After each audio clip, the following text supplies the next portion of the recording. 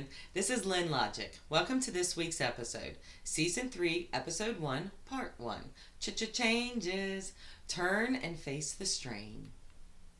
Thank you, David Bowie. This episode is about changes, but also about the psychology and effects. Right now, during this stage of my transition, I am at my mother's, my 79-year-old Jewish mother. Stay tuned, because at the end of this episode, we're going to take a look at some of the old people shit my mom has and judge her. I'm her daughter, so she is used to this. Come, join me. For instance, look at this sign. It says, "I laughed so hard, tears ran down my leg." Fucking love that shit. Quick recap. I am a widow of a cross-dressing alcoholic, and I am a survivor of a blood clot in my brain caused by birth control pills, an experience that ultimately led to a hysterectomy. I am also the daughter of a man who spent 23 years in prison. Trauma and I are well acquainted. Those are just the top 3 highlights. I may come across as a walking embodiment of Murphy's Law, but laughter has always been part of my survival plan. Professionally, I've spent 25 years working in accounting and operations across real estate, car dealerships, and hotels. I also hold a BA in psychology. I have always loved patterns, numbers, and categories. Lynn Logic exists because of that love. Stick around and watch. I'm building watch hours and a personality. If you want a fast-track intro, check out the combined videos, my narrative, and the worst day ever for a crash course.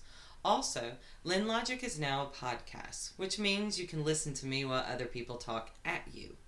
You can find the podcast on Dystopia, YouTube, Apple, Amazon, iHeartRadio, Pandora, Patreon, and Spotify, which, like YouTube, Spotify holds both video and audio. I'm trying to be everywhere. Can you tell? Follow along on Facebook, Instagram, and TikTok too. Over on Dystopia, I've made merch, because of course I did.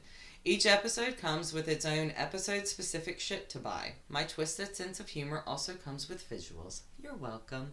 Let's get started. This will be a multiple-part episode as I transition in my life, and truth be told, I do not know where I'm going to end up, so it is a journey too. I want to talk about change. In my life, I have had my fair share of changes.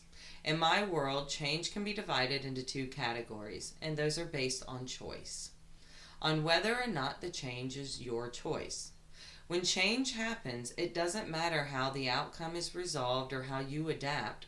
The effect of the initial change comes down to whether or not it is your choice. A simple example is the choice of leaving a job. Whether you are fired or quit, the change is the same, but the choice dictates the effect.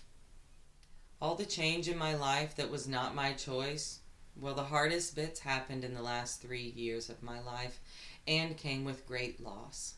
I am 46, and in the last 3 years I lost my husband, his family, friends, homes, job, pets, my mind, my sanity, my health, and a piece of my soul. Change with loss just hits differently. You hear the platitudes constantly. You know these. I'm doing this for your own good. This will make you stronger. One day you will look back and laugh. All these types of sentences have one thing in common. Time. Time makes loss and change palpable. But these sentences offer very little comfort and usually make me just want to punch you. Although I won't. Mainly because I don't want to have to deal with the consequences of it. You know what they say. The first step in preventing murder is self-control. I don't know who they is, but they say a lot of funny shit. Like the quote, "Some people are like slinkies. They are only good for pushing down a flight of stairs." I've always loved that quote. So right now, I am in a major transition again. I am stronger now, but I still break and crumble. Do you know what the real American dream is? It is to not worry about food and shelter. It is to not worry about insurance. It is to not worry about living check to check. The American dream is to not worry about the basics. For someone like me who has been chewed up and spit out and discarded, it is particularly difficult.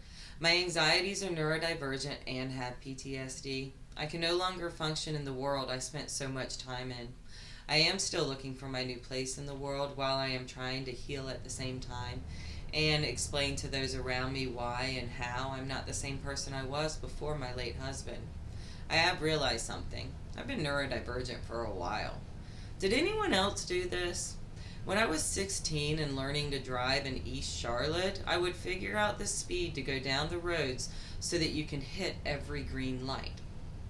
For instance, if you drive down Monroe Road in Charlotte at 44 miles per hour and hit one green light, you can usually hit them all until the road name changes to 7th Street. Charlotte roads change names a bunch without you changing roads. Or they will change directions and you won't know the road went left and you are now on a different road. It's like some drunk toddler with ADHD designed them.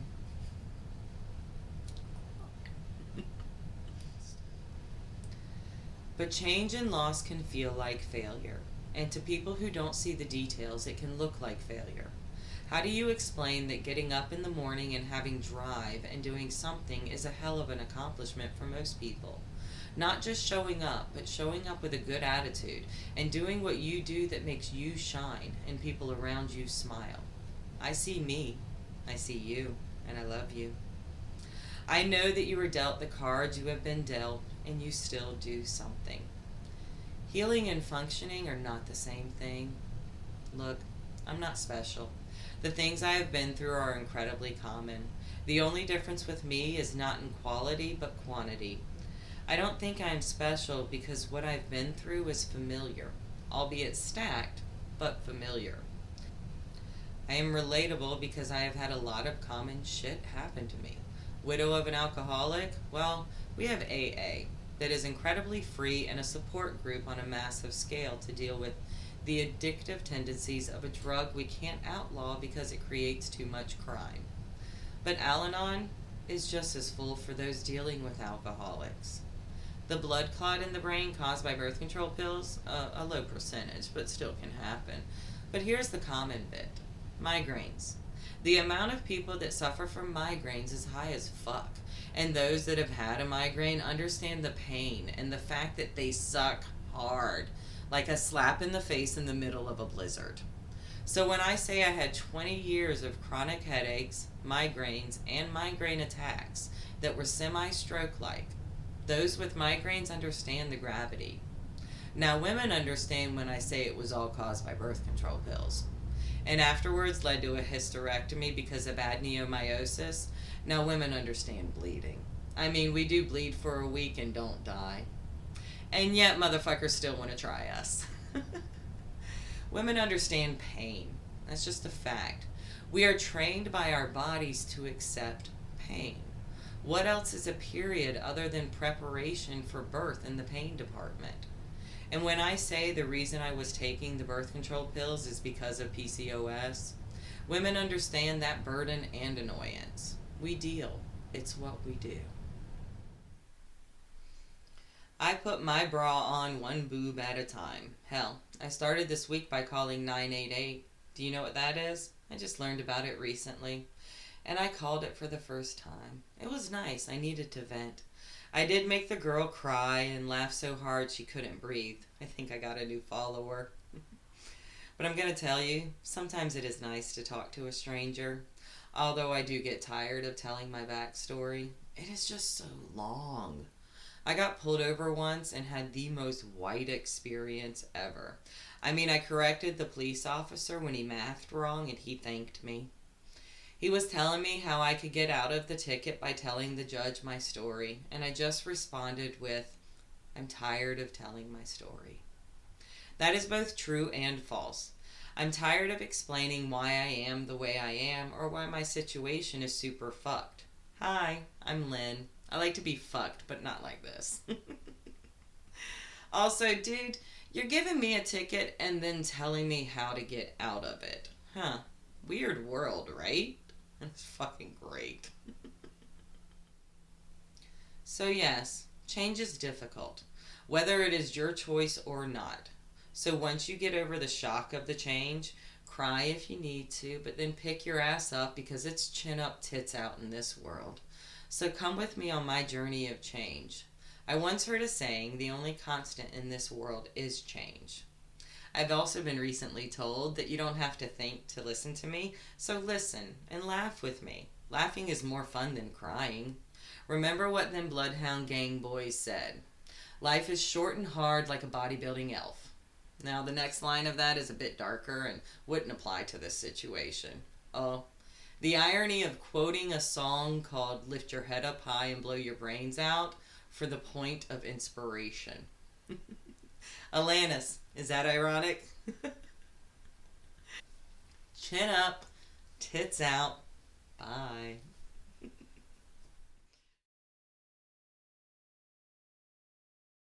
Okay, the first thing that we have as far as old lady shit in my 79-year-old Jewish mother's house is this.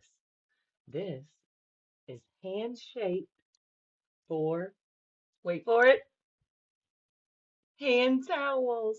Also, as an added bonus,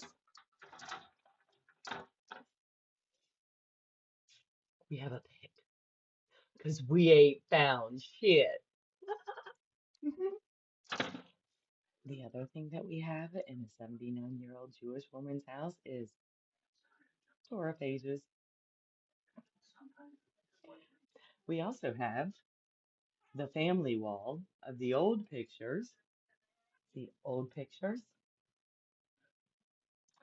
Those are the potato farmers. Yep, stop it, Stevie.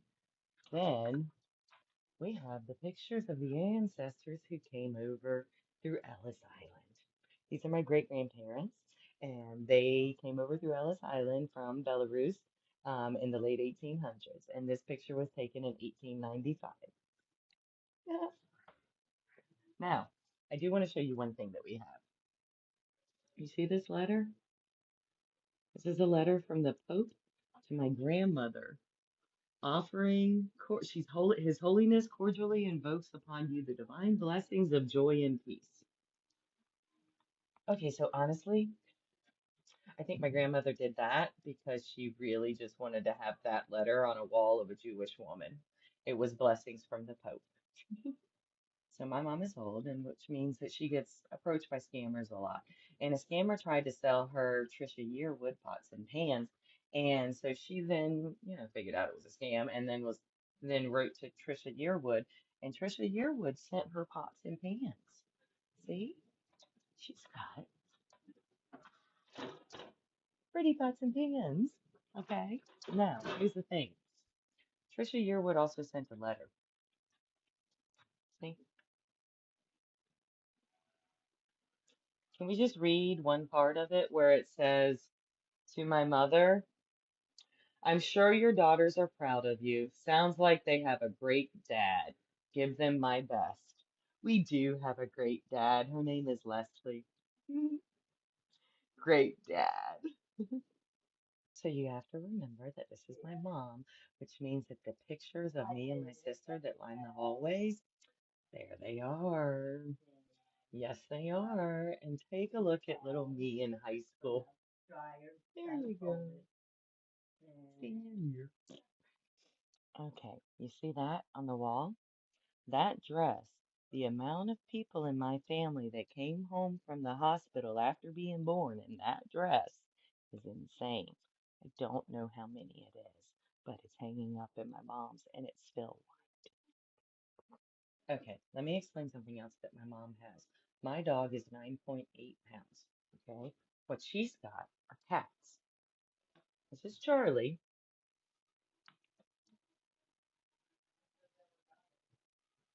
Okay, you see Charlie? That fucking cat. This fucking cat is 25 pounds. 25-pound cat. She also has Stevie. This is Stevie Nicks. The other one's name is Charlie Daniels. But yes, yeah, yeah, Stevie. Do, do, do, do, do.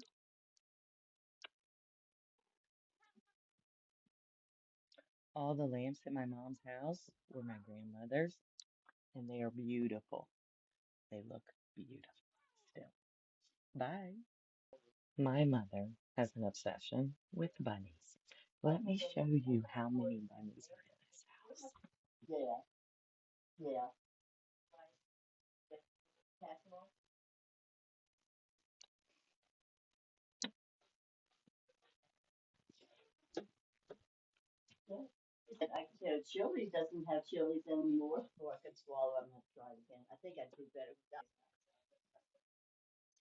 Bunnies everywhere. They fucking reproduce like, well, bunnies.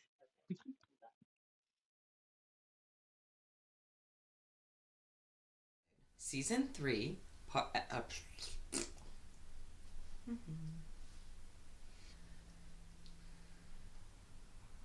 this will be a multiple part episode as I am transitioning, I don't know, and a piece of my soul. Change was all the change that my soul. Change with loss just hits differently. I gotta redo this. New place in the world while I still chewed up and spit out and discarded. It is a particularly different me, why, and how. I'm not the same person I was before my late sentence. That was a run-on sentence. And to heal at the same time and explain to my late husband. I have realized something. I've been longer function in the world I spent to fuck and fuck again. I am trying to heal and why am I having so hard time with this?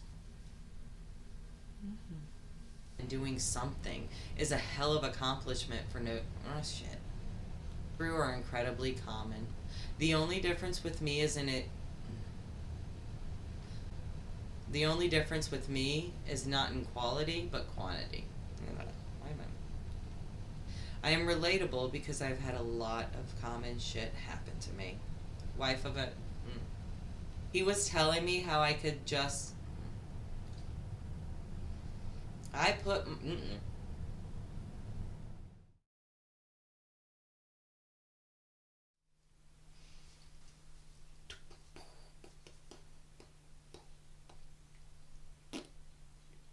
Oops. Are my boobs not big enough for this? Oh, that's part of the sleeve. That makes sense.